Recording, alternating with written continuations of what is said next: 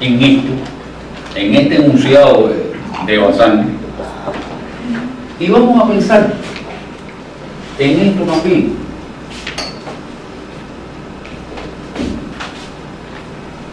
Que es una de las buenas, también hecha por los franceses, es una buena definición de ritmo.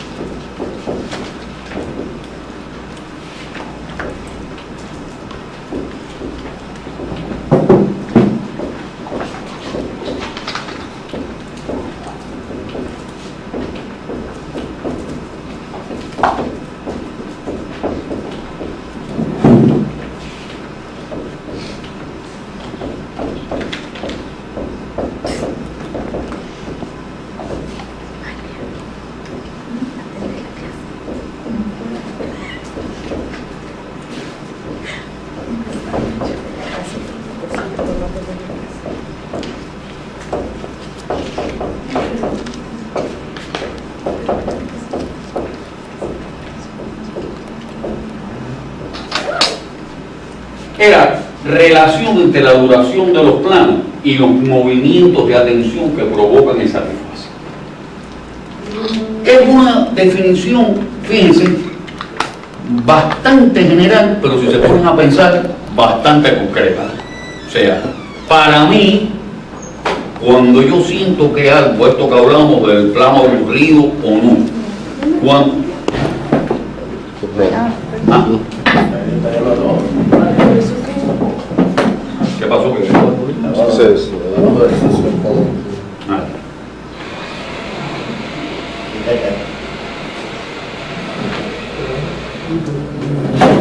¿Movimientos quiere decir como emplazamiento o No. nada más de la acción que está pasando? No, que tiene que ver con, a nivel, por eso lo pongo entre comillas, lo pongo en complemento, quiere decir también que los elementos de atención, vamos a decirlo, aquella perspectiva de nuestra propia atención que el plano está provocando. Por eso lo pongo entre comillas, ¿no? Y las formas en que de alguna manera motivan nuestra atención, las maneras en que de alguna manera están provocando nuestra atención y están a su vez satisfaciendo esa necesidad de lo que está informando y provocando a nivel emocional ese plano. O sea, si el plano rebasa en su duración, agota, digamos, no solo la información, sino lo que como tal nos está expresando, que puede ser a un nivel emocional, puede ser a un nivel objetivo poético, el plano rebasa esa capacidad de atención, el plano está mal. Si no la rebasa, el plano no se ha agotado, ¿verdad?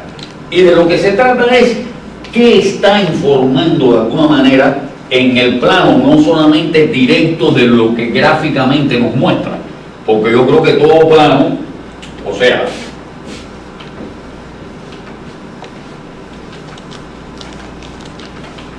tiene inevitablemente dentro del plano, hay un nivel informativo de lo que gráfica y visualmente está presente, que eso puede ser comprendido muy rápidamente, la capacidad de captar lo que contiene un plano. O sea, si es un rostro, eso se capta en mucho menos de un segundo. Si ese rostro está inmerso en un ambiente determinado, un plano lógicamente necesitaría más tiempo. Nadie se le ocurre que dure menos de un segundo un plano general donde vemos una viejita parada, porque casi no vamos a ver la viejita. Vamos a ver una figura y vamos a ver, o sea, supuestamente la percepción visual de acorde al tamaño que ocupa la figura humana en el plano, necesita que eso tenga una mayor duración física. Tiene que ver con la clasificación de los planos que hicimos. Es siempre una relación del personaje con el entorno. Y por supuesto, un primer plano captamos enseguida. Ahora, cuidado, por eso le digo, el plano de Gerard Depardieu en Todas las mañanas del mundo dura 7 minutos. ¿Por qué? Porque hay una cantidad de gestos, de gestualidades, de matices diferentes, no solo en lo que está diciendo, sino en la manera en que está sintiendo lo que dice. Y lo que dice más allá de las palabras, con la propia forma, con los propios detalles de expresión en su rostro, que hace que ese plano soporte los 7 minutos, que es un tiempo casi inverosímil para lo que como información inmediata que está. En menos de un segundo vemos que Gerard Depardieu con una peluca y es de época. Eso está captado. De eso no trata el plano. Si la información era esa, se iba el plano. El plano dura, vaya, sobran minutos y minutos y minutos. O sea, de lo que trata el plano es otra cosa. Captamos esa primera información física en un momento, pero empezamos a ver que hay algo mucho más profundo en lo que está diciendo, la forma en que lo dice. Todo eso le va dando una dimensión y hace que el plano se permanezca sin cortar y tenga su ritmo interno. O sea, ese plano tiene su propio ritmo interno como tal, a pesar de ser un primer plano.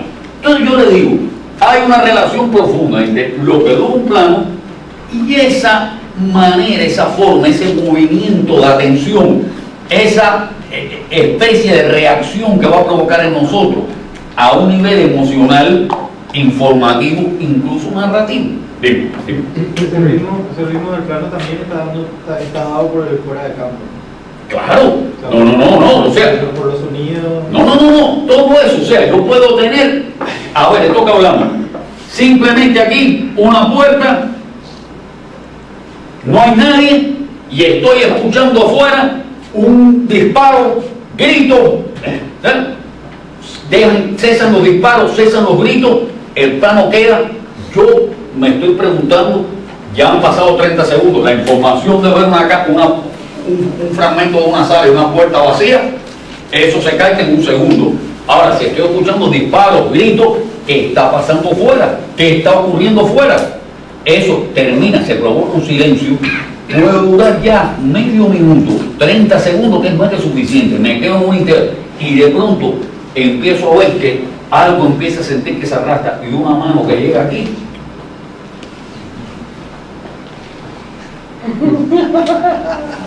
Y yo me voy a quedar, y esa mano ahí puede quedar, si la mano incluso está haciendo unos pequeños movimientos hasta que queda quieta, ese plano puede haber durado un minuto.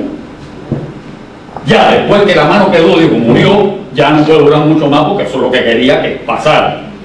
Ahora vamos a tener que ir afuera. Es lo que yo les decía del primer plano que se hizo de la llegada del tren a la estación. Hasta que llegó, funcionó. Cuando empezó a bajar la gente del tren, faltaba algo porque ya ya perdí el efecto ese de impresionante de ver que viene de un gran plano general hasta primer plano.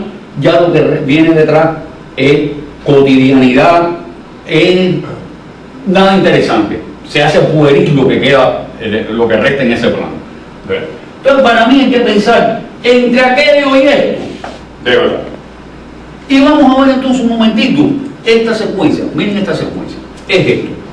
Si se le plantea un abuelo solo, que obviamente, como ocurre más de la cuenta en una sociedad como la austríaca, la suiza, lugares altamente desarrollados, yo creo que curiosamente somos más humanos aquí en América Latina en general. Ahí ocurre porque lo he visto con la mayor asistencia de personas que todas son amigas, que de pronto me han contado, tengo tremendo problema con mi madre. Te estoy hablando de personas que viven en buenas casas, no personas que viven en un pasaje, en un cuarto, no. Casas en ciudades, uno se asoma a la terraza y veo los Alpes ahí, de pronto, y que sobran cuartos, tienen cuartos de huésped y demás. Un problema con mi madre, uno primero dice, ¿qué pasa? ¿Está enferma? No, es que usted sabe que murió mi padre. Ay, ¿qué le pasa? Bueno, claro, ha dado mi madre por decir que se siente sola y quiere venir a vivir conmigo. Quedamos un poco así.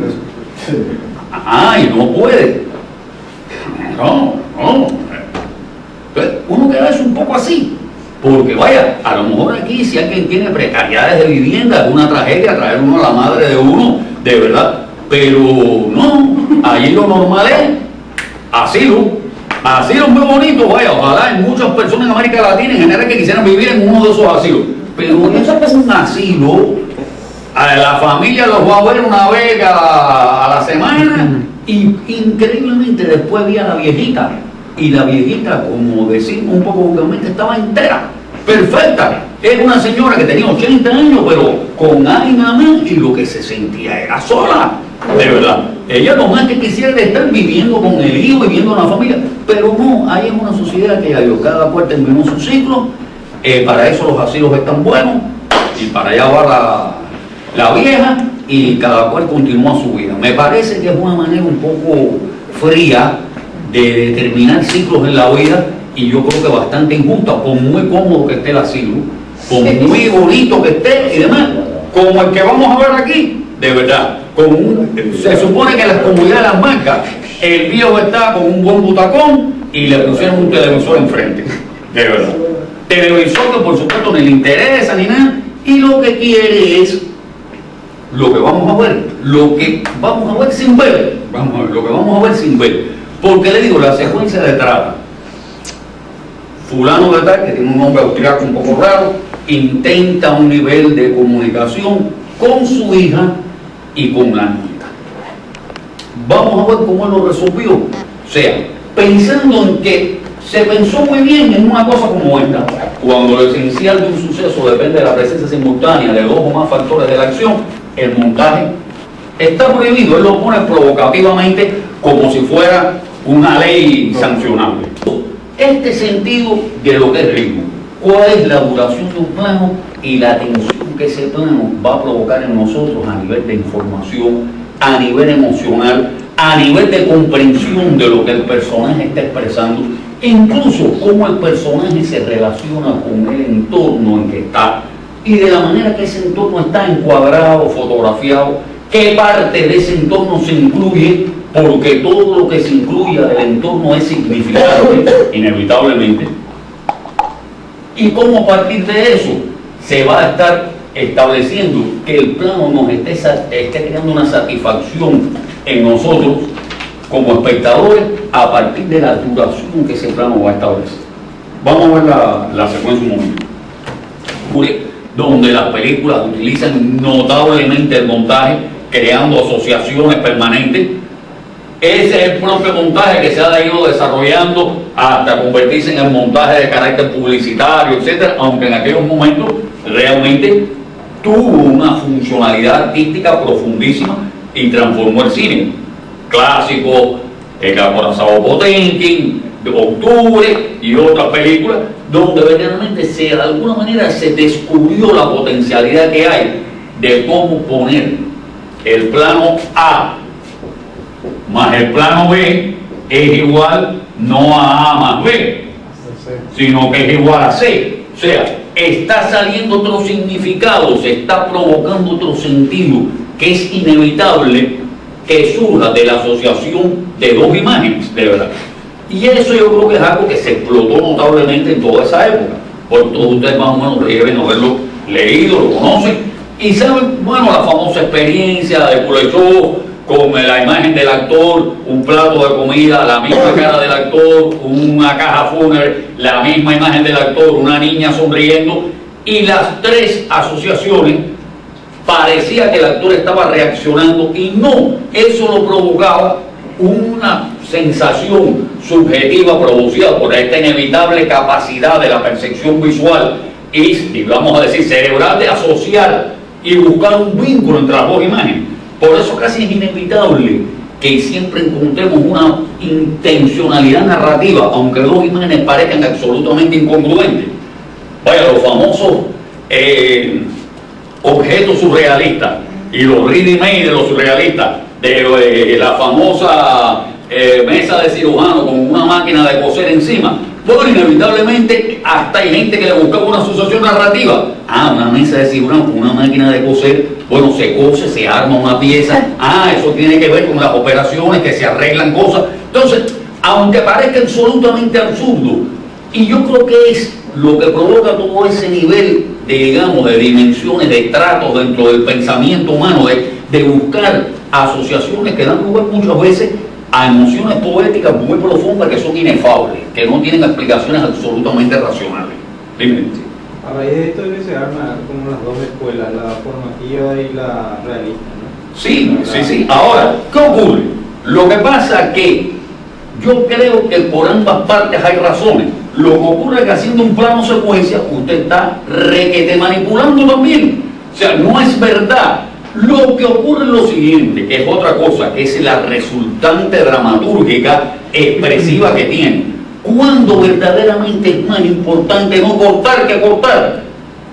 Pero no porque una cosa no sea manipulación. Tú puedes hacer un plano secuencia que es absolutamente mentiroso, aunque esté respetando un continuo espacial y temporal y esté realmente todo lo que esté incluyendo dentro de ese continuo sea simplemente cosas que están preelaboradas, edulcoradas, cambiadas y no están representando exactamente el reflejo más directo y concreto de esa realidad. Una vez más lo repito, es todo en el cine, documental o ficción, es representación. Estamos nosotros asumiendo nuestro punto de vista, aunque no lo querramos. E incluso si por defecto sale, es algo que se nos escapó de las manos y se está dando un punto de vista. Es tantas veces que alguien ha querido decir, no, yo no quería que ahí se diera una apología de la violencia. Bueno, como lo firmó, se dio.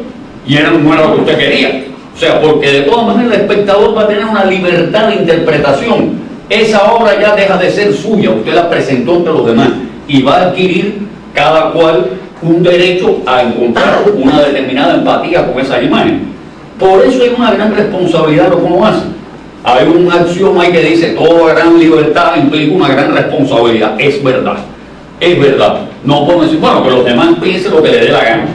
No, yo creo que cuando usted está trabajando, incluso dirigiéndose a un público que es masivo, no quiere decir que estoy hablando con esto comercial. Cuando usted hace una película, usted no sabe cuántas personas la van a ver, pero supuestamente no la hizo para enseñarlo en el patio de su casa.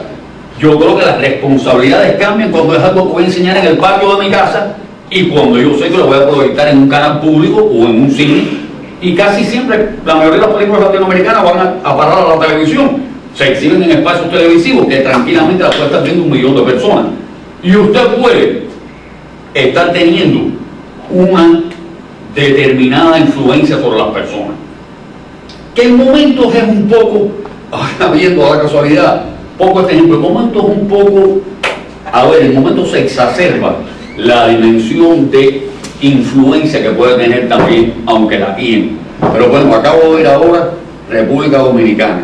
2 señoras acaban de hacer una telenovela que se va a empezar a exhibir y dice que esa telenovela, el valor que va a tener es que, aunque tiene los contenidos que tienen todas las telenovelas, que indiscutiblemente tienen una influencia inmensa en toda América Latina y más que en América Latina, pero en América Latina básicamente, pero ellos decían que lo que habían introducido era la dimensión de que iban a enseñar a cómo ahorrar y cómo hacer cada cual sus pequeños negocios y demás, sobre todo a la gente de clase más humilde, y que era muy importante ahorrar en la vida y que esa era la aspiración de esa telenovela. Me parece de una ingenuidad y no sé de qué manera, si cada rato aparecerá una alcancía de que le echamos menudito o algo de eso, pero decía que era la base e incluso le daban como la que tenía esa función didáctica. Casi siempre, vamos a decir, el arte no se aviene muy bien con el didactismo, eso yo creo que es claro. O sea, una cosa es que hayan programas educativos que tienen esa función, rarísima vez son artísticos, de verdad, porque cuando usted quiere empezar como primera condición a ser didáctico, a esa didascalia, esa cosa pedagógica, eso no tiene que ver mucho con el arte. Verdaderamente cuando se dice, no, las películas es un medio de enseñanza, no en primer grado, no en primera instancia, o sea, no va por ahí la cuestión. Esto siempre incluso ocurre, lo digo en general, en Cuba, en Venezuela, en muchos lugares donde de pronto un partido financia una película, en montones de lugares, y entonces de pronto se dice, bueno, tal película, no, para que enseñe la vida de tal prócer. Es tan raro que queden buenas esas películas. Yo no sé por qué siempre quedan aburridas, descargosas. Uno siente tanto que entonces todo es una cosa un poco plumbea, que uno dice, bueno, caray, por ahí no va la historia, de verdad. La cuestión no se trata de que uno haga primar una vocación didáctica sobre lo que ante todo es una vocación artística y expresiva. Y yo creo que ahí es donde viene la dificultad a veces de que entonces se pone en primer plano lo informativo, educativo, y de pronto eso no resulta. ¿Y qué ocurre? Es lo que en un momento leía, curiosamente, ya no por el plano artístico.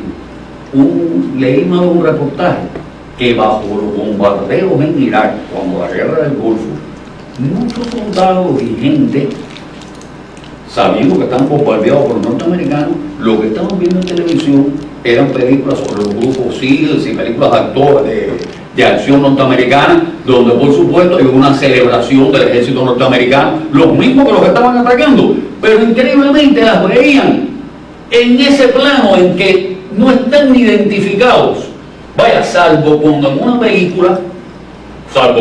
película agreden directamente al país de uno y uno dice qué caricatura más burda. Te pongo un ejemplo. Dale, yo sé que el otro día estaba terminando de ver la casa uno de los últimos capítulos de una serie americana, porque el director va a la Escuela Internacional de Cine, no es el director de todos los capítulos y no fue el director de este.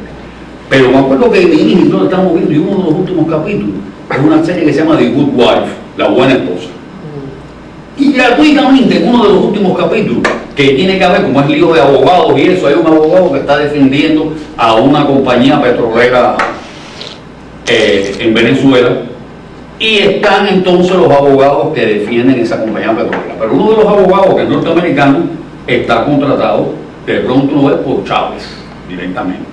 Y increíblemente, hay un televisor, en el fondo, no en este sentido, sino el televisor es el centro del cuadro para que uno lo vea bien, donde que interviene por internet en el diálogo es Chávez sin verle en la cara, la camisa roja, un señor más o menos un poco grueso, moviéndose, hablando de una forma tan caricaturesca que uno dice, bien, obviamente eso cumple una función didáctico-publicitaria, antichavista, dirigida al público norteamericano y en general, entrando en ciertos clichés y en ciertas claves propagandísticas, pero metido en una serie que no venía al caso. O uno decía, pero ¿y a qué viene eso? La mayoría que está mirando, digo, eso me parece grotesco y además traído por los pelos, de verdad. Y uno decía, sí, mira, obviamente es algo ajeno un poco a la historia y de todas maneras metido con un propósito, vamos a decir, propagandístico, ¿verdad?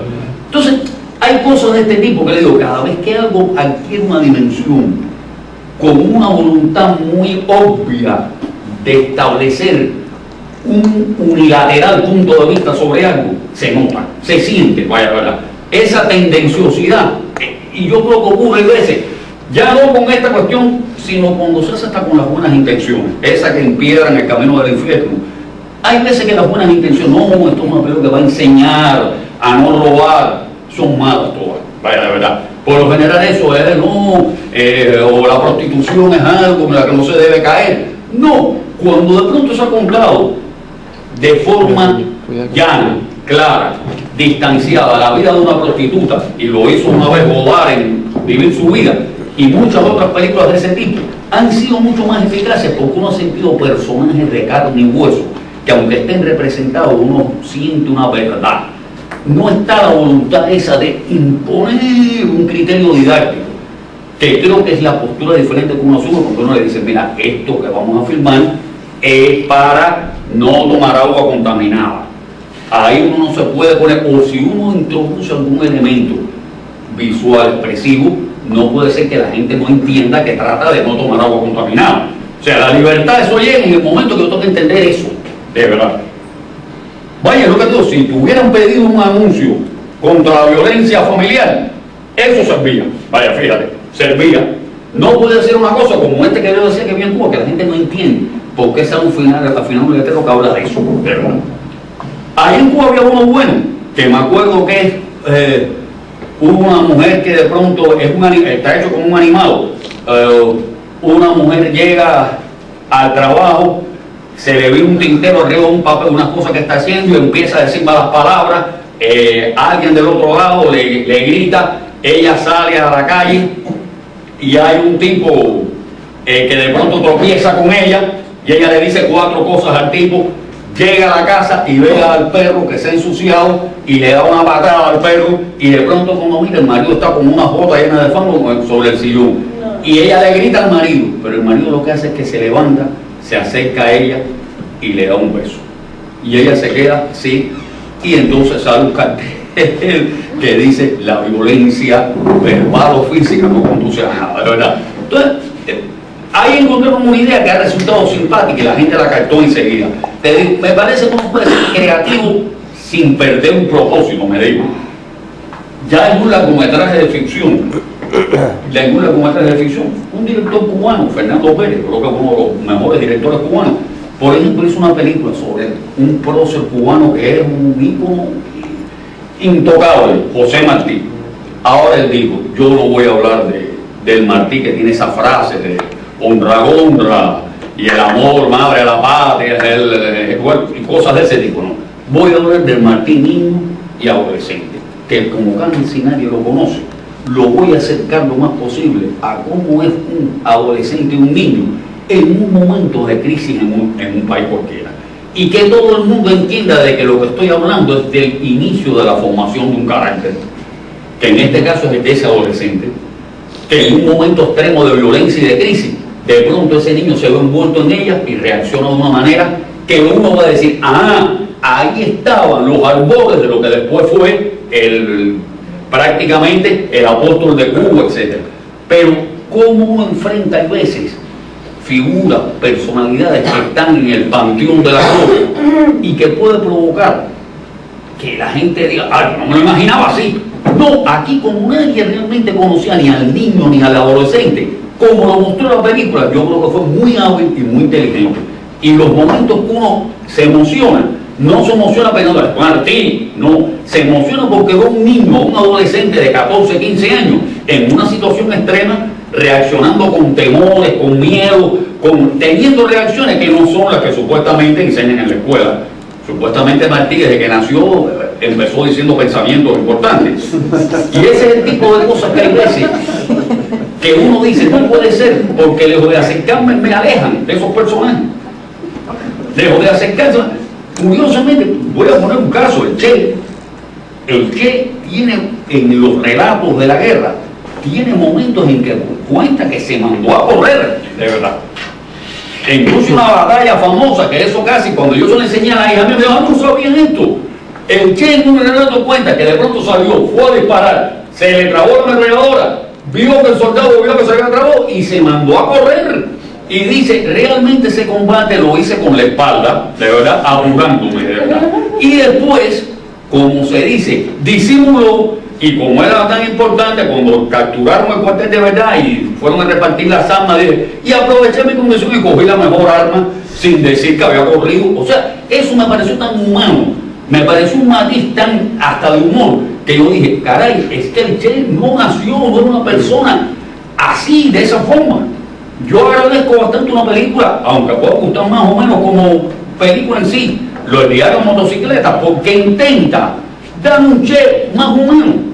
No de la fotografía, que es extraordinaria, pero de pronto es una cosa que uno dice: bueno, siempre estuvo así, desde que era niño.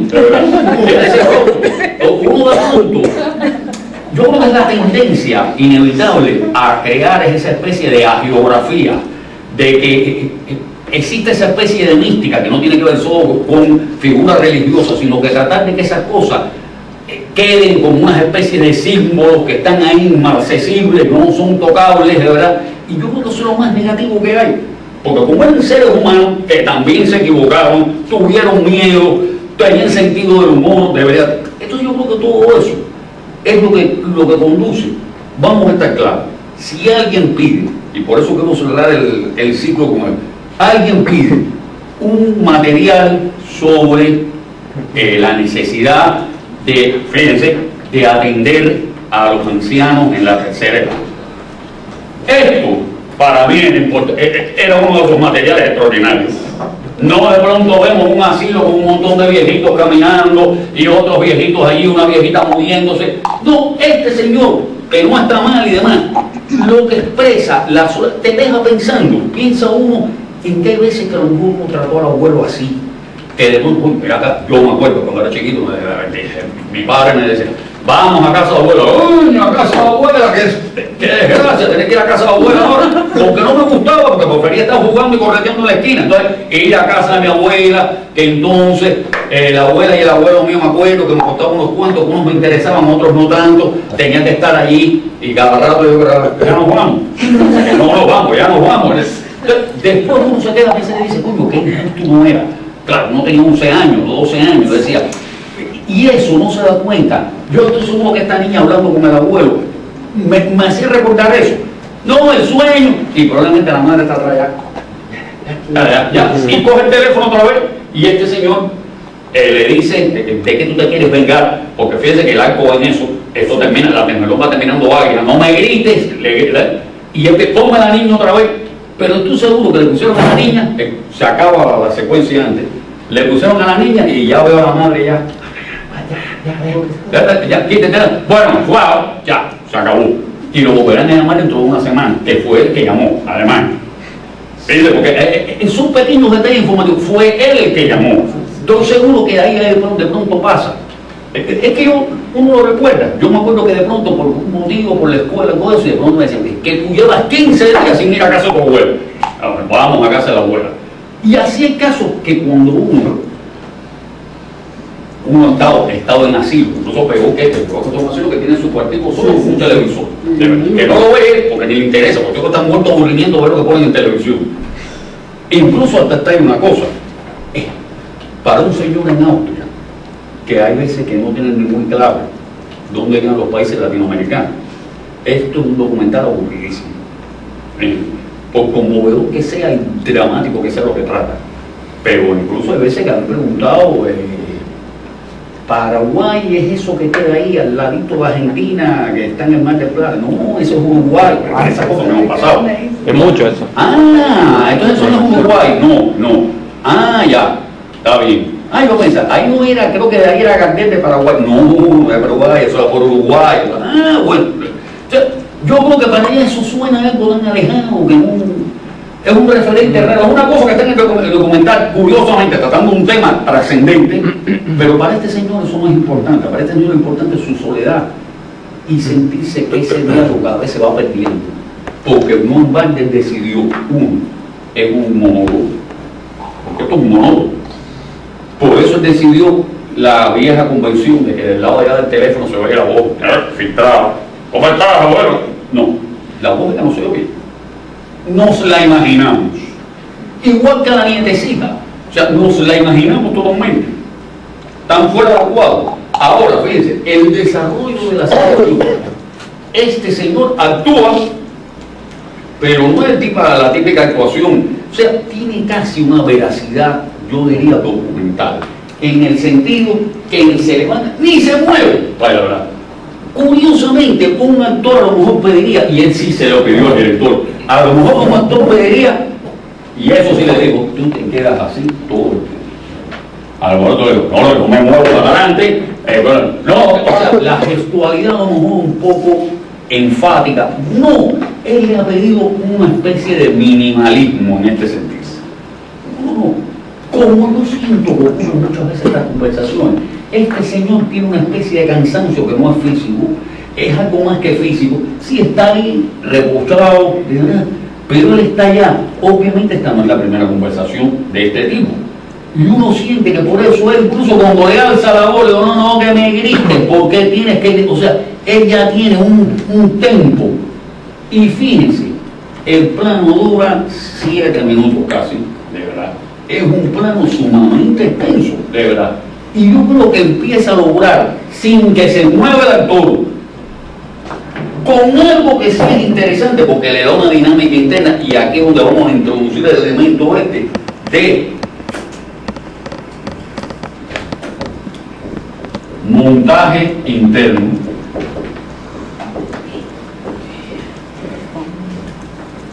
Aquí hay lo que podemos decir un montaje interno, ¿en qué? Hay una correlación entre elementos que están incluidos dentro de la composición del plano. El principal de todos es este fragmento de televisor, que no es tan poco como para que no lo veamos, y de alguna manera provoca una deliberada distracción.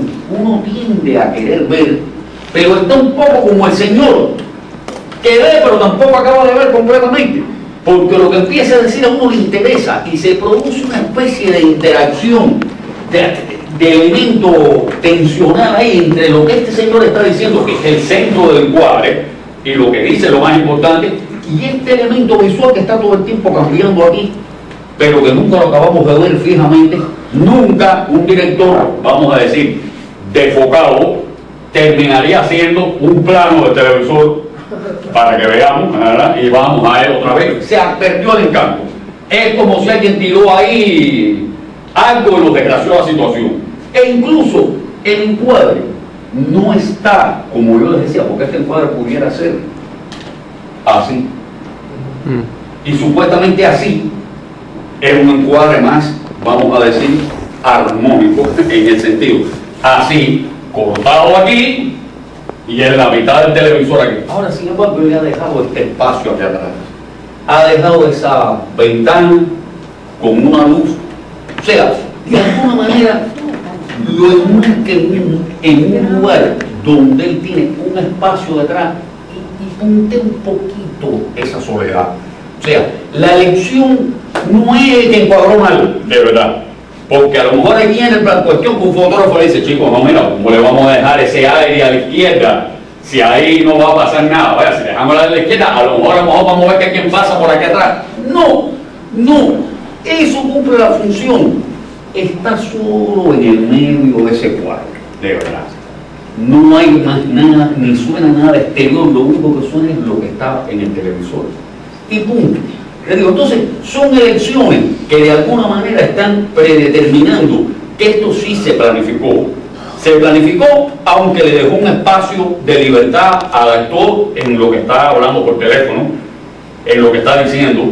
Pero hay ahí una manera interesante de establecer lo que es un montaje interno entre los elementos que están presentes visualmente en el encuadre y lo que repercute sobre el personaje en un plano secuencia, y en un plano secuencia que es además fijo. Yo quería enseñarles ahora otra, vamos a ver si podemos lograr la otra secuencia que yo quería enseñarles acá.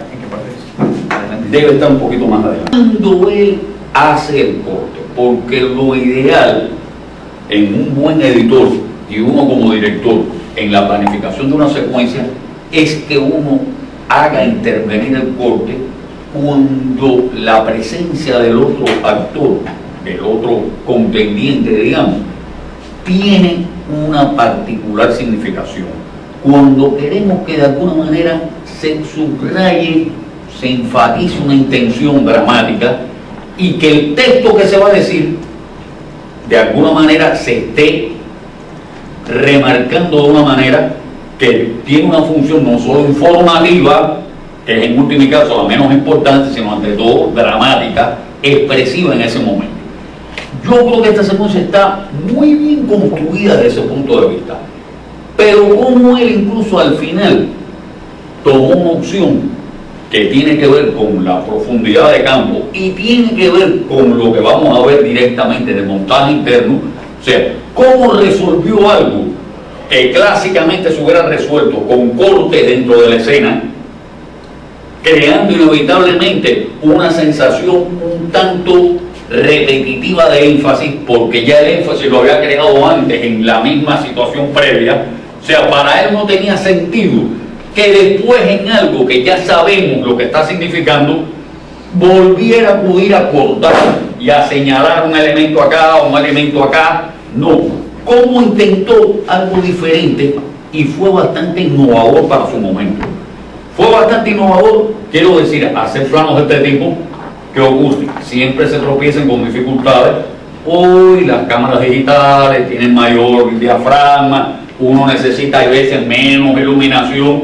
En esta época eso implicaba una cantidad considerable de iluminación, porque tener a foco figuras en un último plano, figuras en un primer plano, implica que la iluminación hacia los planos de fondo tiene que ser una iluminación bastante fuerte en un local amplio.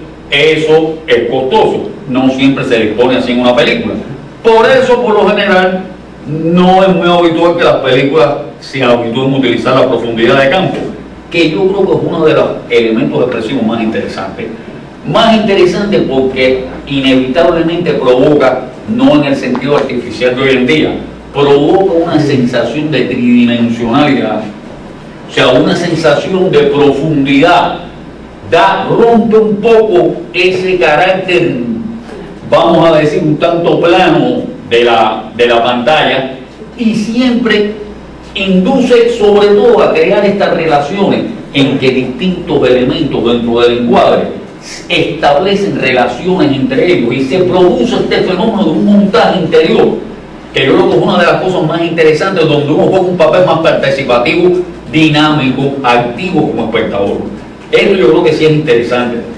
Ahora, fíjense bien, cuando él corta a primer plano de los actores y cuando los está incluyendo los dos en el cuadro. Todo esto al principio es muy clásico, pero es clásico pero inteligente. No está cortado en cualquier momento. Como le digo, no cortó porque el editor le dijo, oye, los dos en plano todo el tiempo. No, en el momento que decide ir al clásico criss-cross, tiene un sentido dramático. Y cómo termina la secuencia, que es lo que más me interesa, porque es donde más entra a jugar este rol, el llamado montaje interno. Porque lo podemos diferenciar, digamos, todas estas son clasificaciones que vienen de críticos, ensayistas, etcétera, pero que son útiles para lo que uno quiera y veces expresar. Yo puedo saber a qué se refiere montaje externo cuando cortamos este plano y estamos pegando otro al lado. Quiero decir, no estamos dando una continuidad espacial temporal en la escena. Ahora, el corte debe tener un sentido. O sea, el corte que estemos haciendo para nosotros tiene que tener una significación.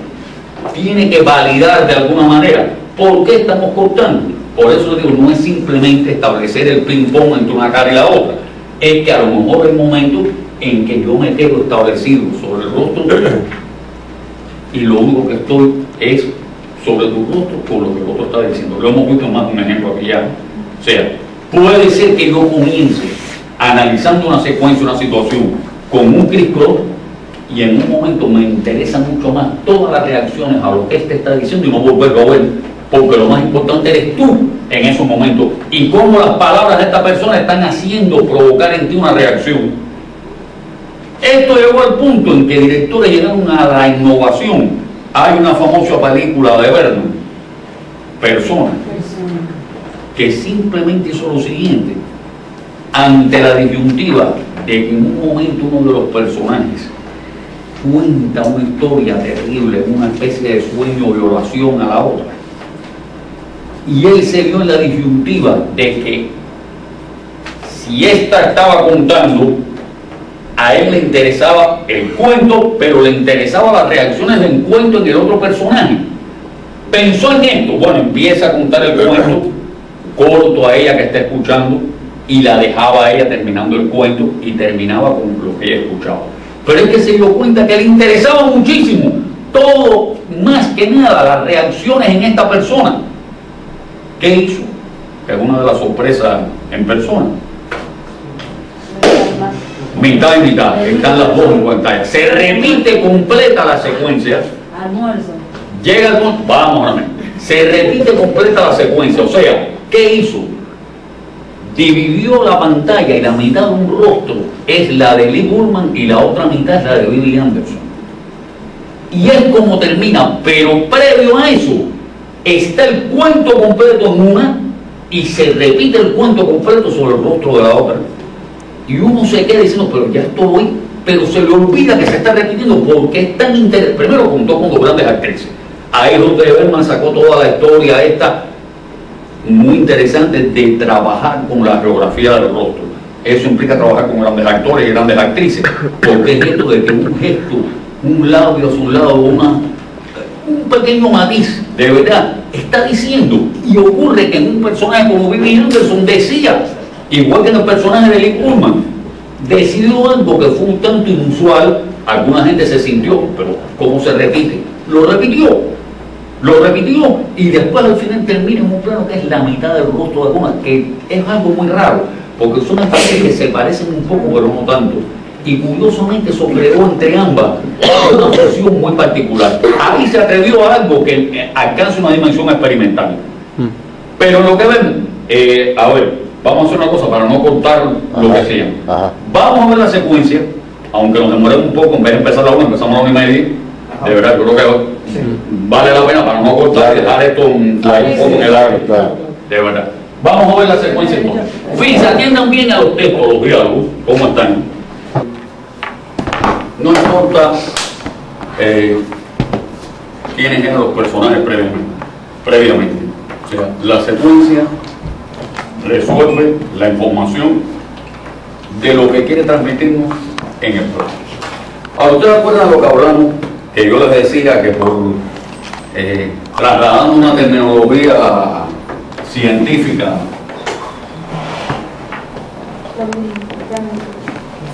que venía de la física, que se hablaba un poco de encuadre como el del viejo.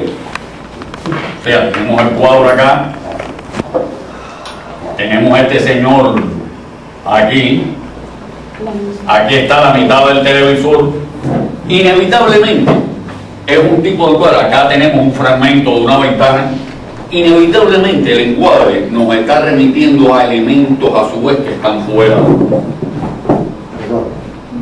Inevitablemente eso se está produciendo. Incluso en la mitad del televisor estamos completando algo que está fuera del cuadro de nosotros. E incluso hasta la mirada del Dios que en un momento se dirige acá, aunque está concentrada en el teléfono. Y por lo general es toda una serie de encuadres que estamos hablando. Entra a funcionar lo que está fuera del cuadro y tiene tanta o mayor importancia incluso lo que estamos viendo, como hemos visto en varias secuencias. Ahora, yo le decía, eso no es un valor intrínseco, no es un valor per se. No es que todo plano que esté construido de esa manera, remitiéndonos hacia lo que está afuera, sea mejor plano que aquellos que se construyen buscando una sensación prácticamente claustrofóbica y encerrándonos, y que todo lo que esté ocurriendo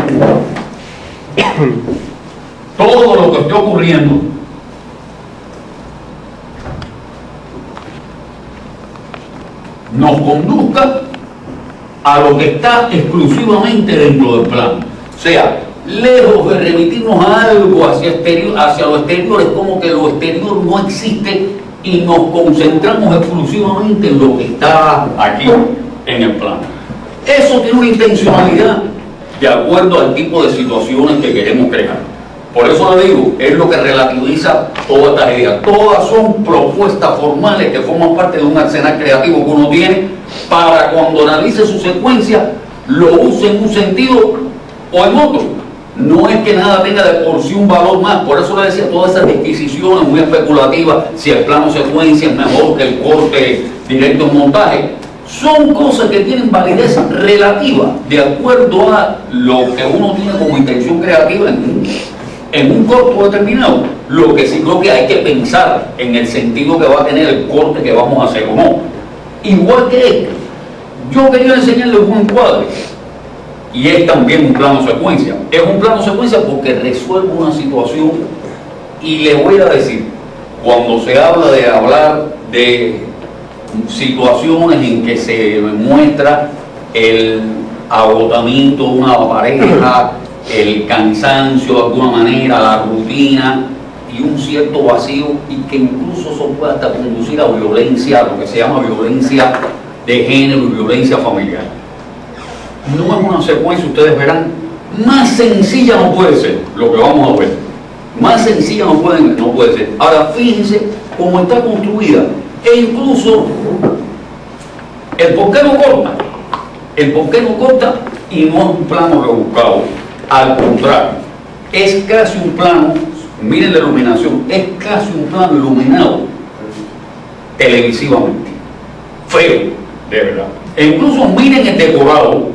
O sea, esto es un apartamento de clase obrera calificada austríaca, que quizás pueda parecerse a una clase media baja latinoamericana. O sea, una gente que vive en un apartamento de esos edificios multifamiliares que no son como decorados precisamente muy agradables, de verdad. Entonces, fíjense el encuadre que él escogió y cómo están estos personajes. Los dos encuadros, en este sentido. O sea, que hay una elección de encuadre para que ustedes vean qué es lo que está pasando en la secuencia. Vamos a ver. Que comience en la cotidianidad. Fíjense, esto es un diálogo casi de teatro del absurdo. ¿Quién? No, que están comiendo de pie.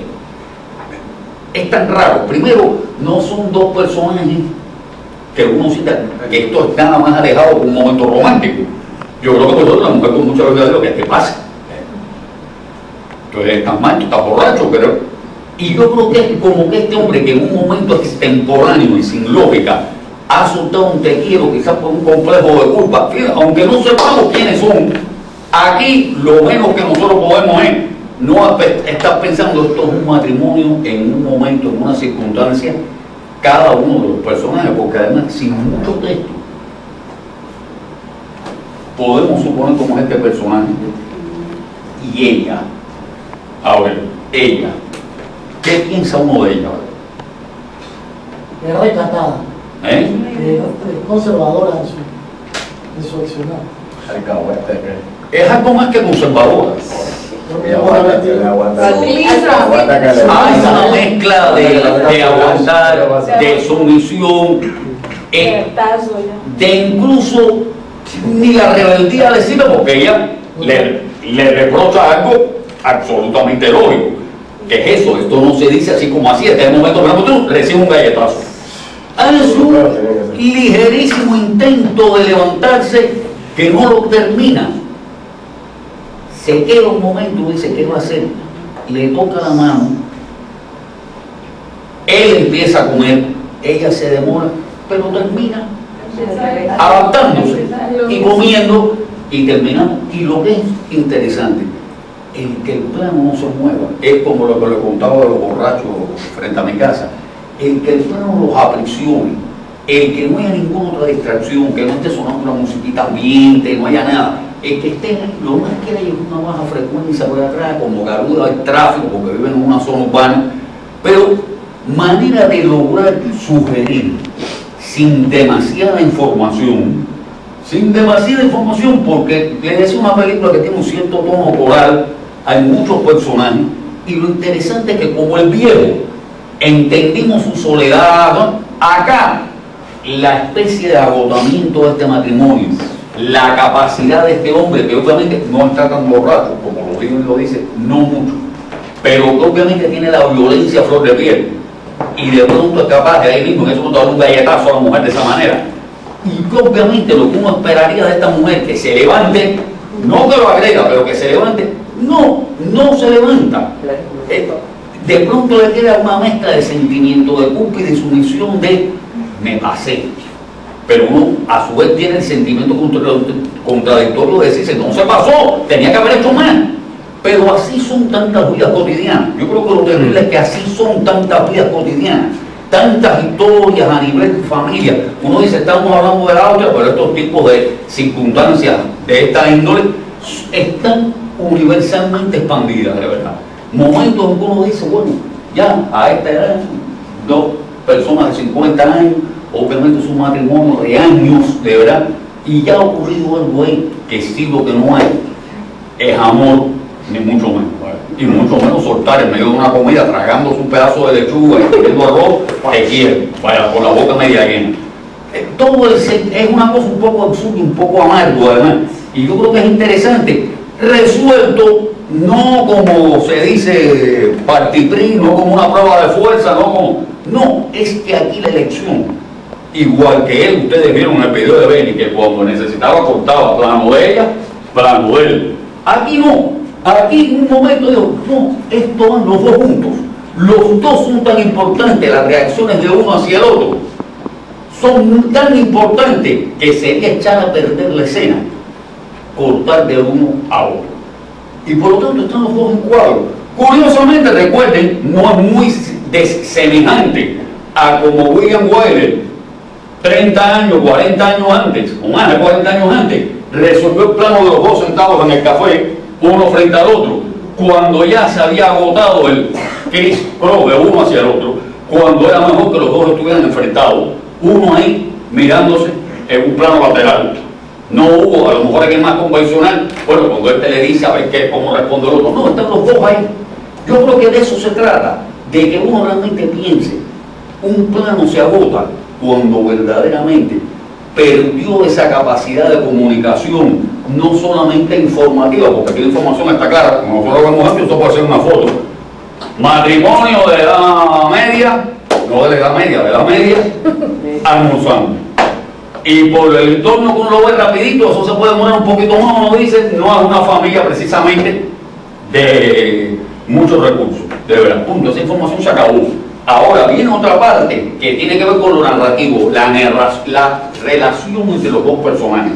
Si esto fuera, no habría narración si fuera Juan y María almorzando, de verdad. Ahora, Juan y María almorzando y Juan dice algo inconveniente que provoca la ira de María. Ahí empezó la historia.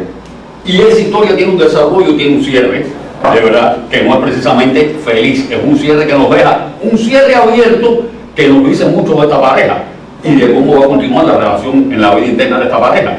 O sea, ahora la idea es cómo es esta pequeña situación dramática. La mejor elección realmente, la mejor elección, se puede hacer también de otra forma, pero la mejor elección es este plano que los junta a los dos, este plano que los aprieta, que los pone, e incluso que no la deja ni. Si ella incluso se hubiera levantado y hubiera salido un pedazo, eso que a veces que nos ha ocurrido cuando hacemos el plano fijo, hubiera sido un error, porque nos proyecta sobre el exterior del plano. Aquí lo importante es que están ahí, encajonados, metidos en ese espacio doméstico, que de alguna manera nos deja esa cosa un poco amarga, como esto es una vida que no tiene, como que no tiene espacio literalmente, ¿verdad? Y yo creo que esas cosas que parecen un poco abstractas, sí, no es que el espectador, porque muchos dicen, bueno, pero ¿cuántas cosas salen de un plano? Digo, bueno, mira, no es que el espectador esté concientizando e intelectualizando todo esto, pero eso queda, o sea, nadie sale de esta escena pensando que vio algo optimista, ¿verdad? No es precisamente una idea que deje en nadie. Bueno, puede ser como espectador acostumbrado a otro tipo de cliente, como decía, con una mentalidad un poco estrecha, o espere como en una telenovela que ya se levante y le devuelva la galleta, o se levante y tire el plato, no sé. Como la intención va por otro camino, se queda este plano ahí, se queda este plano, o sea, transmite algo que yo creo que sí, francamente, aunque no se concientice, no se intelectualiza al extremo de disecar el plano de esta manera, como uno lo ve con frialdad, sin embargo estos elementos quedan presentes. Yo les decía que, fíjense que lo que estamos viendo son planos, hasta ahora yo les he enseñado algunos ejemplos que son planos fijos, que yo creo que el realizador ha entendido este valor que tiene, la elección de un encuadre, el que quede con una estabilidad, da un valor significante al carácter que queremos darle una escena. Pero no es necesariamente esto una manera de plantearse una historia con estas características, o sea, también el plano secuencia. O sea, yo creo que de acuerdo a lo que queremos transmitir, puede precisamente tener un movimiento.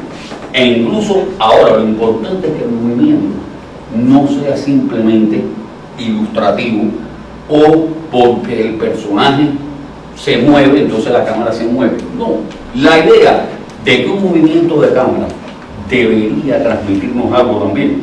O sea, si decidimos irnos de plano fijo a que la cámara empiece a desplazarse, debería de alguna manera estar sugiriéndonos el propio movimiento, estar añadiendo un significado que tiene que ver con la esencia de lo que estamos contando en ese momento. Vamos a ver entonces, yo espero que aquí sí se vea por el aparatico o mejor se ve que se vea por aquí. Vamos a ver un momentito el comienzo de una película italiana que se llama Una jornada particular. Uno de los mejores usos de estética que se haga, que uno va a poder ver, primero por la limpieza que es, porque el plano es un plano virtuosísimo, ¿verdad?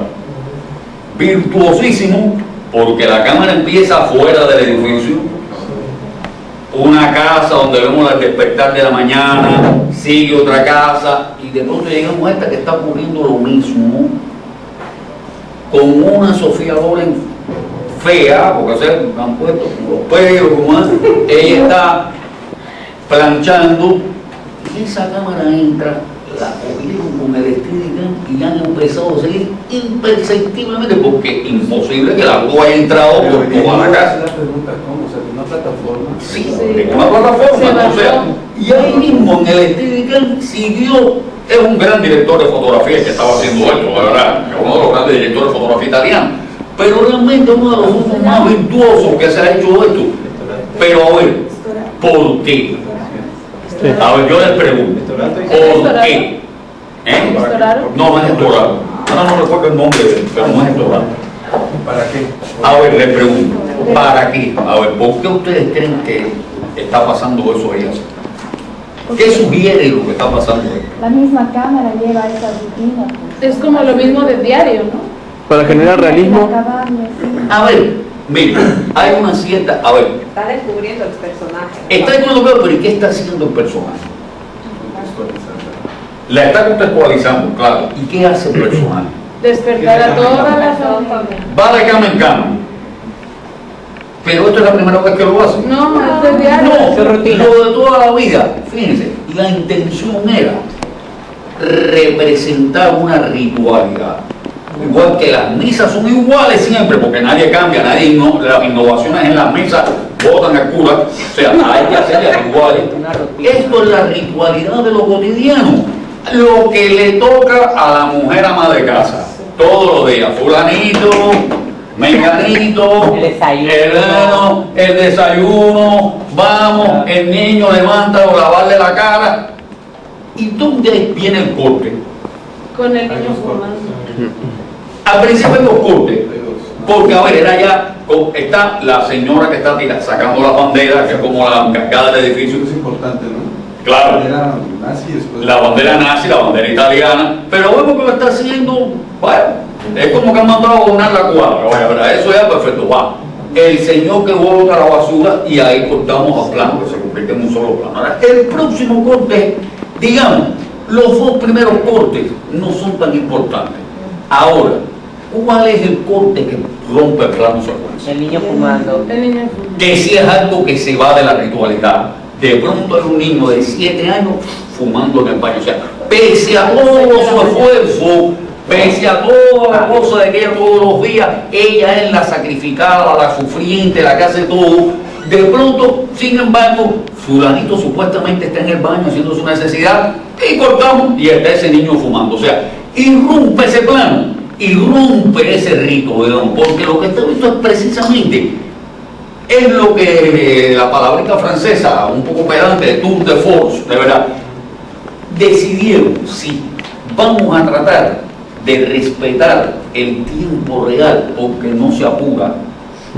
El plano dura casi 4 minutos, ya no se apura, pero obviamente lo hace con una eficiencia ritual, que todo el mundo se levanta y todo el mundo está listo, e incluso el marido 3 veces te dije que son, que me la hagas con tus amigos, e incluso va hasta, a ver, hasta que esté uno de los niños durmiendo Sí, en la cama. en medio de los dos.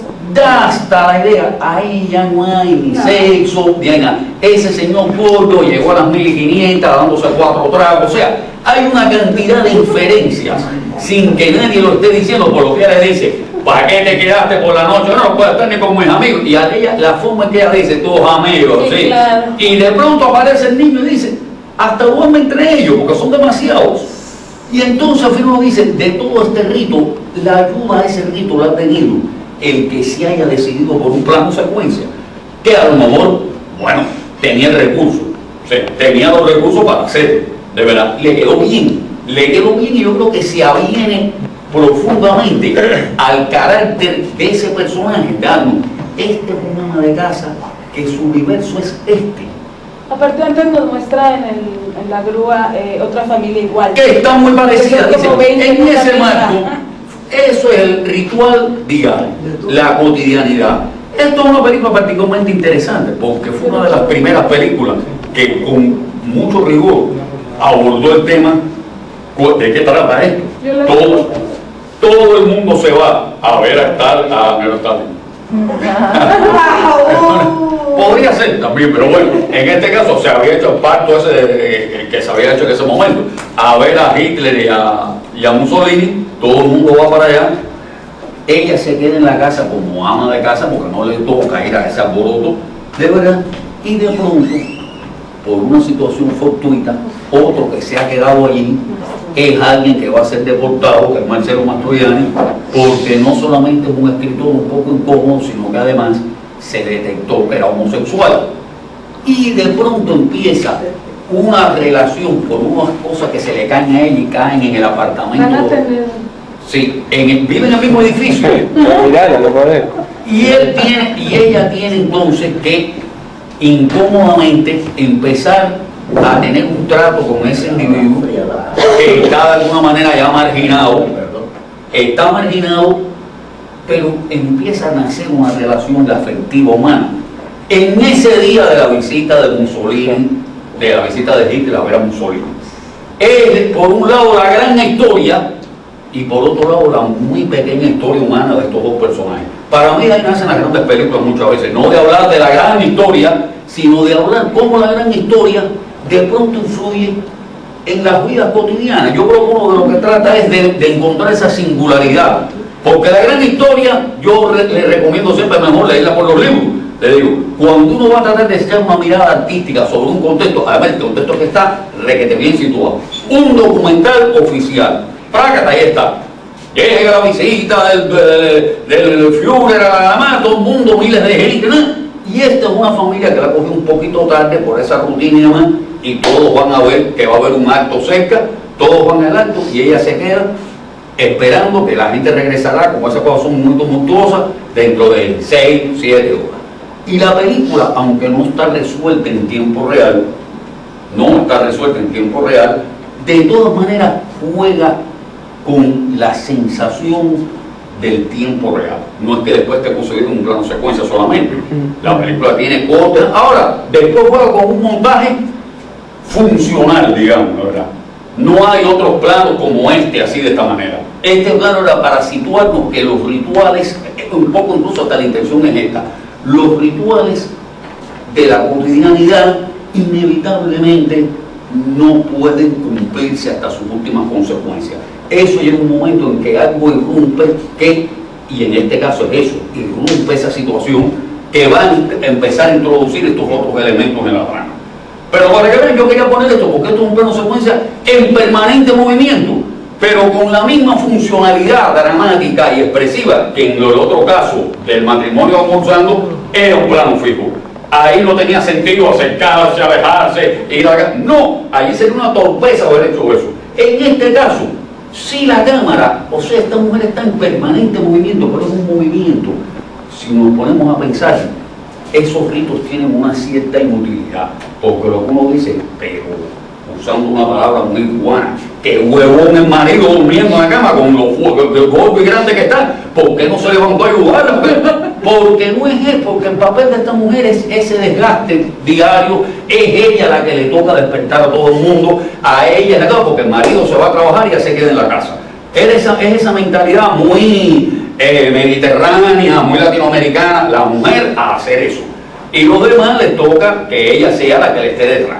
Aunque el marido saque y le pegue los palos en otro lugar, o lo que sea, pues ella está en la casa. Entonces, lo que es interesante es que un elemento formal tiene que ver, no por el tour de force que todo el mundo diga que es cierto, niño, que bien está estos planos, pero el plano está bien hecho. Lo interesante es que nos está transmitiendo algo más allá de la técnica. Algo que realmente uno dice, caray, qué bien resolvieron esa situación. Que bien la resolvieron porque me está transmitiendo cosas sobre el personaje.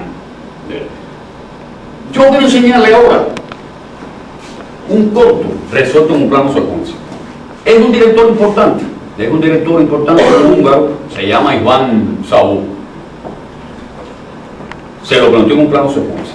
Ahora, tiene un corto, y quiero que ustedes me digan qué les pareció ese corto. Tiene un corto en un momento. Ahora, la idea de lo que estaba ocurriendo en este corto es: vamos a respetar el tiempo real, vamos a ver. Curiosamente son historias que se abren muy bien con todo este tipo de cosas, porque también es un matrimonio en crisis, ¿no? También tiene que ver con un matrimonio en crisis y cómo esa situación va creciendo hasta un punto en que genera un hecho de violencia, ¿verdad? Pudiéramos decir que un matrimonio puede ser hasta parecido al de la película de Haneke, aunque en este caso es en Hungría, con Europa Central, ese tipo de cosas. Pero yo creo que es universal lo que está pasando también. Esto es un corto que pidieron a un grupo de directores importantes que hicieran un corto precisamente de no más de 10 minutos. De no más de 10 minutos.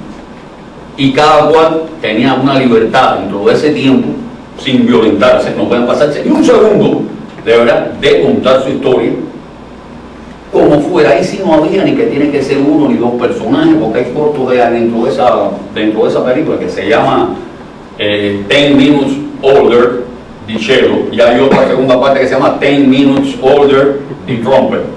Esto es el cello, el cello. Lo único que tiene es que cada corto está introducido por un cello, de verdad. Ahora, no había ninguna, digamos, ninguna precondición fuera del respeto riguroso al tiempo, de verdad. Y podía ser como fuera. Este director decidió hacerla en un plano que van a ver. O sea, yo creo que ustedes se fijan dónde cortó y que piensen por qué cortó. Esto es una prueba de habilidad increíble, cómo está resuelto, pero lo que no tiene sentido es que, primero, con la mayor modestia del mundo, yo creo que esto se acababa en el plano que se ve que le están metiendo en el edificio y se va alejando. Ahí está todo, ahí está todo. Ya, esta mujer que comenzó ¿cómo comienza? Porque ¿de qué trata el corto? Haciendo una cosa linda. Sí, ella comienza, de pronto estamos escuchando clases de inglés que son las que quedan ahí permanentemente, incluso de Tijuana y Goff, cuando están recogiendo el cadáver, esas clases de inglés. De pronto uno ve que lo que ella, obviamente nos enteramos, no porque nadie lo diga, obviamente es otro aniversario, como uno que ella hizo y que está filmado, y hace una costumbre poner la cámara y filmar. Bien, y de pronto, marido parecido de la otra de la película, la de Haneke, marido gordo que llega, borracho, y de pronto desajusta totalmente el clima de alguien que aquí sí hay una diferencia. ¿Cuál es la diferencia en el ambiente y el entorno que vemos? De que sí se llevan bien. No solo que sí. Que se defiende. Que se No. Pero estoy hablando del entorno del lugar. es más, tiene una Más clase más alta. alta. Ahí vemos, ahí ve, aquello no es la cosa aquella, como se dice, apretada, no, es una casa que tiene saleta, sala, hay espacio, tiene muebles de estilo, o sea, hay un ambiente obviamente de una clase, el edificio mismo que vive, no son millonarios, pero es una clase media, realmente con ciertos recursos, de verdad, pero a pesar de todo se desarrolla una situación parecidísima, de verdad. Esta mujer incluso, ¿cuál es la actitud que tiene? Que nos va en el corto. Cuando el marido llega. Optimista, feliz, espera con ansias. Sí, No, pero ¿qué todavía pasa una vez que llegó el marido? Todavía le ayuda a Sí, incluso es una cosa que uno desde afuera, claro, uno no está viviendo esa situación de tira, pero afuera dice, pero ¿por qué no lo manda freitusa? Sí. ¿Por qué no lo empuja para afuera? No, ese tipo mete el puñetazo arriba del cake, lo desbarata, ella lo trata, lo lleva para la cama y uno dice, ¿hasta cuándo? La diferencia es que aquí, si tenía el deseo o no de hacerlo, la diferencia es que aquella se empieza a huir. Lo que no hizo la otra, digamos. La otra va como a levantarse, pero se quedó. Esta se mandó a correr. Se mandó a correr, empieza a ser un poco ridícula, porque ella huye, no me pegue, ahí ha agarrado el cuchillo, pero una vez, o sea, el gesto de agarrar el cuchillo, si era para protegerse y asustar, lo agarró, de todas formas. Yo creo que todo eso está bastante bien, porque no es que de pronto, él lo tiene, y de pronto, le clavó el cuchillo. Le clavó el cuchillo. Lo cierto es que no lo apuñaló, ¿no? Pero lo cierto es que lo puso delante y lo agarró. O sea, Es como si la mujer del otro cuento de nosotros hubiera cogido el cuchillo que tenía y le hubiera hecho así algo al hombre. No, no, aquella ni se atreve. Esta reaccionó y después se espanta de lo que ha hecho. Y yo creo que se da cuenta, llega la policía y para mí ahí se terminó la historia. Como algo que comenzaba en el marco de 10 minutos, coherentes, porque lo increíble es que sí, en 10 minutos se puede acabar y transformar una vida completa. Como en ese marco de 10 minutos esa mujer terminó presa, de verdad, acusada de intento de homicidio marido, de verdad, y de haberlo herido gravemente. Y para mí se acaba, cuando se pierde en el edificio, se terminó. Aquí primó el aspecto formal, quiero decir, formalista, de que si empezamos con el reloj, vamos a terminar con el reloj. Pero yo creo que... Pero entonces ni siquiera hubiera cortado, hubiera seguido. Hubiese subido primero la Claro, cámara. pero ahí ya es un tiempo inútil. No, sí, sí, claro. Si pero recuerdan, aparte casi cortó. 2 minutos la bajada por la escalera, Sí. que funciona porque va creando una sensación de desesperación, de angustia, esa escalera con ese cuerpo tratando de girar, ella viene detrás, pero repetir eso, Y vuelve a subir. por eso lo cortó, porque él mismo se dijo, ahora volver a subir toda la escalera con los 2 policías, ya ni tiene la misma dimensión, digamos, ya es como si fuera una historia normal, que uno por lo general corta.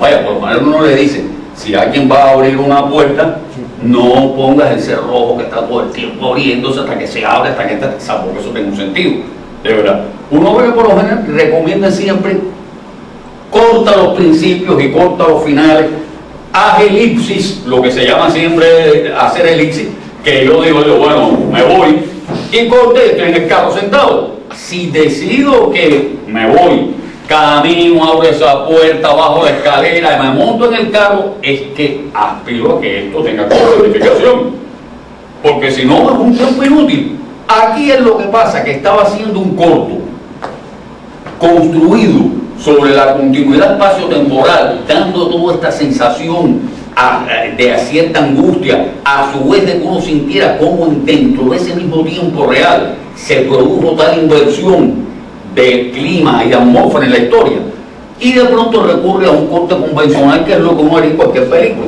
Van a entrar en un edificio y ya están abriendo el apartamento, de verdad. Pero aquí no era válido. Aquí el tono escogido expulsa ese tipo de corte, no crea realmente. Es la diferencia de cuando en la película anterior estábamos viendo el largo plano secuencia y de pronto fulanito, corte, sorpresa, el niño de 7 años fumando en el baño, de verdad, que es algo que se sale del rito y de lo que esa mujer piensa que tiene controlado en su familia. Hay un niño súper menor de edad fumando en el baño. Ahí el corte funcionaba. Aquí el corte es un tipo de corte de elipsis de tiempo que incluso es una trampa, porque entonces esto no duró 10 minutos. Se ha llevado 1 minuto de subida de la escalera, de verdad. O sea, en realidad estamos haciendo la ilusión de 1 minuto, que es una cosa un poco rara, para la consecuencia que de alguna manera se perseguía con establecer aquí una relación entre un elemento y otro. ¿Qué es lo que a mí me parece que de todas maneras que vale pensar en esto? Porque yo creo que cuando uno se plantea un estilo, cuando uno se plantea establecer un concepto de puesta en escena que entiende lo que mejor se aviene a lo que uno quiere expresar, uno sí tiene que tratar de alguna manera, uno sí se crea determinadas reglas. No es que se la creen los demás, es uno el autor de sus propias reglas, pero tiene que ser consecuente. O sea, esto incluso es un director importante, pero le digo, no fue consecuente ahí. Ahí no es consecuente ese corte, de verdad. Yo creo que lo importante es que uno siempre piense, ¿por qué establezco determinados códigos en lo que quiero expresar? Ahora, una vez que los establezco, si no puedo pasar, cosa que ocurre, oye, aquí es tremendo lío poner un doble. Bueno, dale, métele cámara en mano, de verdad. Ya no es ese el mismo código. O sea, si yo estoy trabajando con cámara en trípode, si estoy trabajando un cierto tipo de movimientos que van sobre rieles, con un dolly, hacia adelante, hacia atrás, no es lo mismo que entonces yo coja la cámara en mano. Eso establece una movilidad en la cámara que es muy válida. A ver, vamos a decir, es muy válida si yo estoy haciendo una película estilo Dogma, que desde que empieza son así. O sea, tienen unos guiones buenísimos y como en algún momento alguien decía, filman historias potentes, fuertes, como si estuvieran filmadas con una cámara de cumpleaños. Y es verdad que tienen algo de eso, la cámara empieza aquí, sigue para acá. Ahora, la historia tiene tal fuerza que verdaderamente hay una extraña contradicción entre la fuerza dramática de la historia y que la cámara tenga esa especie de desmañamiento a la hora de filmar y decidirse al no usar trípode, a tratar de utilizar lo máximo posible iluminación natural. Aquí este corto tiene iluminación natural casi siempre, prácticamente, al momento que se entra en silueta casi los personajes.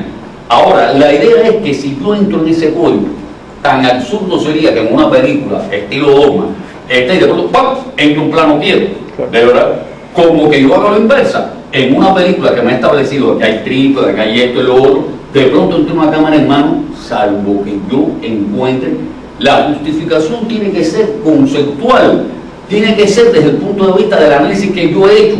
O sea, por ejemplo, la película que yo voy a hacer, sí voy a hacer eso, vamos a hacer eso. Como es alguien que en un momento se ve obligado a filmar un documental, un falso documental, cuando estemos viendo la película de ella, que es la nuestra, su casa y demás, por lo general vamos a trabajar sobre trípode, estático, algún movimiento, pero siempre van a hacer movimientos sobre dolly, sobre riel y demás. Cuando ella empieza a filmar el falso documental, es cámara en mano, y tiene que quedar claro el código en que yo empiezo a entrar, porque lo rompo, porque ella entra a introducir un punto de vista que es ajeno a la cotidianidad de ella, e incluso viene el cliché, digo, los documentales no siempre. Incluso hay extraordinarios documentales que no están hechos así, pero la idea, lo documental se asocia a lo reporteril y por lo tanto a la cámara en mano, y por lo tanto ella parte de que tiene que filmar cámara en mano y que así aparezcan esas imágenes, porque supuestamente están captadas al vuelo, sin mucha preparación, sin tener capacidad de organizar demasiado lo que va a robar. Ahora, eso tiene que quedar claro en el contexto de la película mía. Soy yo el que pongo una regla, que la rompo y debe el espectador entender por qué la rompí. Puede haber alguien que diga, bueno, eso no es importante. Bueno, sí es importante, porque yo creo que hasta el espectador menos, ¿cómo pudiéramos decir?, menos preparado en términos personales, de conocimientos del cine, del lenguaje del cine, sienten de alguna forma las inconsecuencias. Las sienten, de verdad. Uno no cambia gratuitamente en una película de color a blanco y negro, así como así, de verdad. Aquí sí se entiende, aquí la película esta empieza en blanco y negro, y todo el mundo entiende que están ante un noticiero cinematográfico, y en cuanto entra la bandera en colores, sí, sorprende un poco, pero uno entiende, claro, entramos en el código, e incluso la idea en aquel entonces, todo lo que es documental es en blanco y negro. Hasta esa realidad ha perdurado un poco, que supuestamente los documentales más documentales, cuando en blanco y negro es lo más alejado que hay de la realidad. O sea, uno está estableciendo un código fotográfico que viene de la fotografía en blanco y negro. Pero muchas veces en películas ponen un fragmento documental y sale cámara en mano en blanco y negro. Es un cliché, es una que puede ser utilizado hasta con cierta ironía, a lo mejor por uno, pero lo que tiene que entender que es un cliché y que de alguna manera estamos ante una manipulación. Esas son cosas que yo creo que hay que tenerlas bien en mente a la hora de estar estableciendo cómo nosotros trabajamos un proyecto, cómo desarrollamos realmente, a partir de que tenemos claro, bueno, de esto trata nuestra película, estas son las ideas que vamos a desarrollar, bien, cómo ahora la puesta en escena va a favorecer eso, porque como hemos visto, lo puede favorecer y lo puede desfavorecer totalmente. Podemos estar haciendo lo contrario. Yo quería enseñarles ahora, es un corto típico de la escuela, de lo que se hacen ahí. Es un corto que dura unos 8 minutos. Está resuelto, claro, a diferencia de lo que yo les he mandado, de lo que vamos a hacer, no está resuelto en hora y media, está resuelto, estos cortos se filmaron en 3 días. Claro, ¿qué ocurre? Se filman en 3 días porque tienen iluminación, porque tienen verdaderamente, bueno, trabajan con actores, o sea, ahí sí se reclama un poco dirección actoral en lo que están, y se les pide 3 días porque se está viendo el papel del fotógrafo, que es un estudiante, el papel del editor, que es un estudiante, el papel del sonidista, que es un estudiante, Y el papel del director y del productor también, cómo logró organizar todo ese rodaje para que en 3 días se hiciera lo que se va a ver ahí. Esto es un corto no de fin de curso, es un corto del final del segundo año, que se llama El Evasor. Lo que es interesante es que de alguna manera sí, yo creo que hubo una coordinación e incluso se atrevieron a riesgo, porque entre las cosas que solicitaron era imposible, era un ferrocarril, de verdad. Y eso pues, claramente se les dijo que no, de ninguna manera. Vaya, podían firmar el tren cuando usted iba llegando ahí a la pequeña ciudad de San Antonio, pero no lo iban a tener a su disposición a la hora que lo querían. Y esos trenes llegan y salen a cualquier hora, de verdad. No tienen ningún horario fijo. Por lo tanto, eso era imposible. Ahora, lo intentaron resolver de todas maneras, con los medios que daba la escuela, que es una cierta iluminación, que no es tan pobre, de verdad.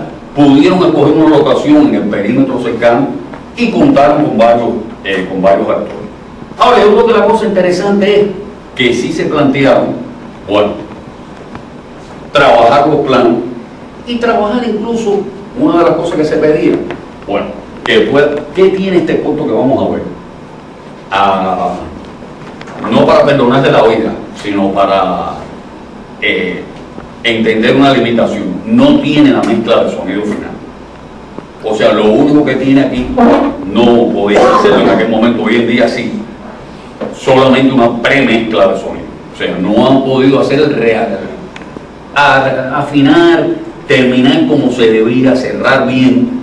No pudieron llegar a ese punto y quedó en una premezcla. Pero de todas maneras sí, la idea de aplicar un poco estos conceptos de, bueno, cómo uno se plantea una historia, en este caso yo creo que se expresa por sí misma, pero bueno, cómo adecuar la historia, que él cuando la contó, él dijo, bueno, esta es la historia de un individuo que es una especie de figón de esta gente que se casó, que llaman voyeur, un güey de estos que andan, allá afuera se llama, allá en Cuba tiene un nombre rarísimo, no sé de dónde viene, que es rascabucheador, no sé por qué, es una palabra bastante rara, no lo he entendido, pero bueno, son esa gente que miran. Chivatos. No es eso.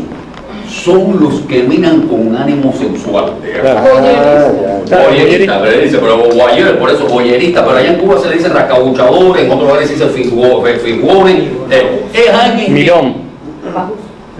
bajo, se le puede decir, pero bueno, sobre todo en este caso es alguien que le interesa, sobre todo, espiar los objetos. Ahora, una vez que él dijo, no, la historia es de alguien que llega a un motelucho de tercera y es un figón, un rascabuchador, un personaje de este tipo. Y se le dijo, bueno, la puesta en escena es esencial para eso. ¿Cómo tú vas a lograr que de alguna manera? Y ahí se prestaba mucho para lo que está en cuadro, lo que no está en cuadro. Se prestaba mucho eso. Les digo, yo creo que si no utilizas eso, va a ser algo que te puede quedar un poco pobre, de verdad. Y él se puso de acuerdo con un fotógrafo. Y vamos a ver el corto. Yo creo que un corto con unos 7, 8 minutos. Y le digo, ahí en este caso sí es un corto de un estudiante de dirección con el director de fotografía, que es un estudiante también, que eso es algo que también uno tiene que muchas veces aclarar. Cuando uno va a plantearse algo, tiene que tener en cuenta las condiciones, vamos a decir así, de lo que uno le va a solicitar a alguien que tiene a lo mejor las mismas limitaciones que yo. Porque yo puedo ser un director primerizo, si tengo un gran director de fotografía, sé que a lo mejor le puedo pedir cosas que yo mismo no sé, pero no le puedo estar pidiendo eso a alguien que tiene la misma preparación que yo a lo mejor, y que yo le pido, vaya, a alguien le va a pedir un plano estilo de la jornada particular a un director de fotografía de la escuela y lo manda a Freddy Sousa. Le digo, no, yo no sé cómo hacer eso, ni hay medios para hacerlo. O sea, y hay veces que se plantean cosas que le decía, pregúntese usted con qué actor va a comprar, si va a desarrollar algún plano cercano y va a estar dependiendo la fuerza de la escena de las cosas que le vas a estar pidiendo ese actor. Y muchas veces uno siempre pone el ejemplo de personas, si no tienes a Ali Buchman y a Vinnie Anderson y no eres Bergman, cuidado que te puede estar arriesgando a que la gente diga, ¿para qué ese plano dura tanto? Si yo lo que veo es que tiene una cara todo el tiempo igual y no pasa nada. Me aburre el plano porque no hay transiciones, aunque sean esos pequeños gestos. De verdad. Eso que les decía de Chaplin, te das cuenta con que es una mirada fija, empieza a aparecer el brillo de una lágrima, y eso es interesante. Pero si no parece nada, es una cara que puede tener límites en lo que nos está comunicando. O puede ser que lo que esté comunicando sea con gestualidades que son puros clichés, y entonces ya tampoco es interesante. Entonces, esto es lo que yo creo que es como hacer concordar, estar no consciente de las limitaciones, y de las limitaciones hacer virtud. Eso es lo que uno siempre dice en todo, hasta en el cine profesional. De lo que se convierte en un límite, convertirlo en una virtud. Yo pongo el ejemplo, logré una cosa. Yo tengo que trabajar con 2 actores ahora que vienen de Europa, y los conozco por internet, por haber hablado con ellos por teléfono. No los he visto. Tengo la garantía que el productor no me va a embarcar. Ahora, como la escena es que se encuentran por primera vez con 2 personajes cubanos, 2 cubanos, y la escena trata sobre precisamente el conocimiento, 2 personas que no se conocen y tienen una mutua desconfianza. Es perfecto, ese es el primer plano que voy a firmar con ellos. O sea, que lo que les va a ocurrir en la realidad se me reproduzca en la escena que voy a hacer. O sea, lo que yo le dije, lo que sí no me pidan que yo firme una escena del final de la película con ellos, no, los voy a tratar de firmar en orden, y que empiece así, como la escena trata de eso, de cada uno se está guardando y nadie se acaba de demostrar cómo es, y las preguntas tienen que ver con un mutuo intento de conocimiento de gente que no habla ni muy bien el lenguaje, y una que dice que es traductora pero no está traductora. Y entonces yo dije, perfecto, la primera escena tiene que ser esa, porque eso me va a ayudar a que entren en confianza, pero además la posible retención de los actores me va a tener que ver con el carácter de la escena.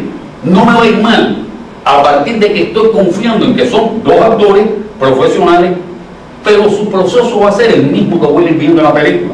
La primera vez están así, la segunda vez ya ganan un poco más de confianza, la tercera vez, y los voy a ver siempre de una manera parcial.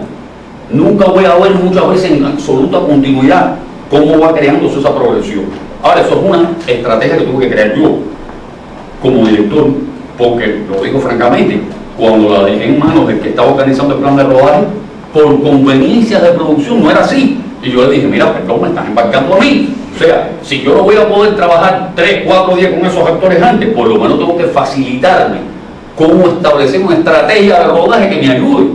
De verdad. Y ahí es donde hay veces que es preferible, lo digo, porque hay gente que de pronto, resulta que Salma Hayek me dijo que iba a trabajar. Ojo, porque conozco historias de este tipo. Si verdaderamente te va a resultar positiva para la película, te puede embarcar la película, y nadie en este mundo está loco por ir a ver una película de Salma Hayek, en primer lugar.